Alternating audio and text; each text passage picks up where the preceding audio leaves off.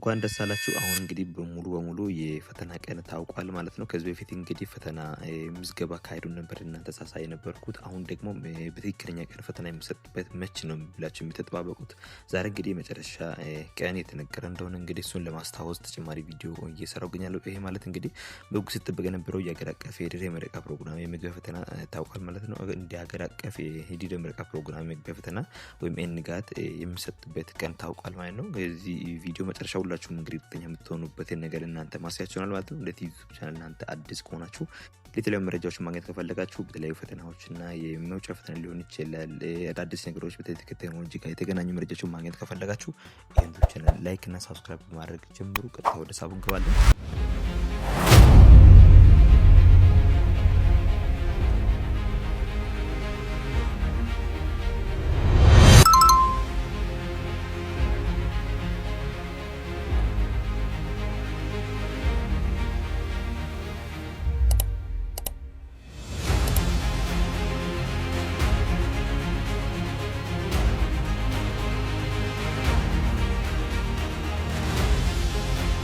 እንግዲህ ቪዲዮን ወይ ሐሳቡን ለማሳጠር ያክል እንግዲህ እንጋተ ፈተና ከዚህ በፊት የምዝገባ አካሄድ ከመጀመሪያ እስከ መጨረሻ እናንተ ሳቻችሁ ነበር።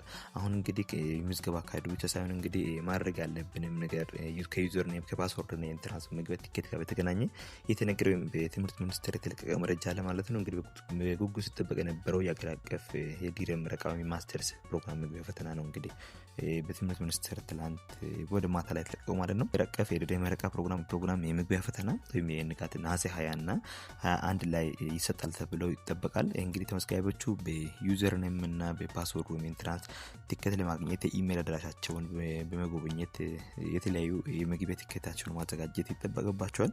እሱ እንግዲህ ማይዘጋጅ ከሆነ የመጨረሻ መግቢያ ፈተና ሰዓት ላይ እንግዲህ በግዴታ መግቢያ በራቸው ላይ ጠይቀው ቼክ የሚያደርጉበት ነገር ነው። ቀድሞው እንግዲህ ዝግጅት ማድረግ ያለባቸው እስከ ቀን 21 እና 20 ላይ ፈተና ከመድረሱ በፊት የተለያዩ ጥያቄዎችን መስራት እንዲያ ደግሞ ዩዘር ኔማችንን ማስተካከል ፓስወርድ ባስታውሱ መጀመሪያ ኢንትራንስ ቲኬት ለማግኘት ኢሜል ጋር በተገናኘ ያለው ፓስወርድ አዘጋጅተን መጠበቅ ይጠበቅብናል። ከዛ በተገናኘ እንግዲህ እናንተ ያልገባችሁ ነገር ካለ እናንተም ኮሜንት ላይ መጠየቅም ትችላላችሁ። ማለት በለጠ ደግሞ ተጨማሪ መረጃ ማግኘት ከፈለጋችሁ ከስር መስጅ ቦታ ላይ ያለችው የቴሌግራም ሊንክ ስትነኩ ወደ ቴሌግራም ይወስዳችኋል። ቴሌግራም ስትገቡ ደግሞ የተለያዩ መረጃዎችን የምንለዋወጡበት ወይም ቀን በቀን ፖስት የሚደረጉ መረጃዎችን ማግኘት ከፈለጋችሁ ቴሌግራም እንድትቀላቀሉ የሚል ዛሬ ማሳሰባችሁ ይሆናል። ተጨማሪ ደግሞ ይሄን የከበዳችሁ የመጀመሪያ ዩዘር ኔም ፓስወርድ እና ኢንትራንስ ቲኬት ለማግኘት ዩዘር ኔም እና ፓስወርዱን ባለፈውን ማስገባት ይጠበቅባችኋል። ተጨማሪ ደግሞ ኢሜሉን ማስታወስ አለባችሁ ማለት ነው። እንግዲህ መግቢያ ፈተናችን እንግዲህ ነሐሴ 20 እና 21 ላይ ይሆናል። እንግዲህ ያለው ዛሬው ያስኩት መረጃ ይሄን ይመስላል።